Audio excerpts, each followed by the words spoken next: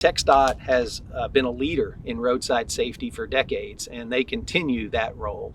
They had a very large multi-year, multi-million-dollar project that evaluated all of their roadside safety features across many different areas. This project was a 3-year project that crash tested items everywhere from bridge rails to traffic barriers to sign supports to even mailboxes. So this project actually goes across 4 different divisions in TxDOT. As we go through this testing process and we're evaluating these existing devices, some of them will meet the criteria as designed.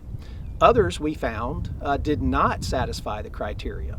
And so they then get brought over into the research mode where we start looking at modifications or updates to those devices so that we can improve their performance and keep them out on the roadside.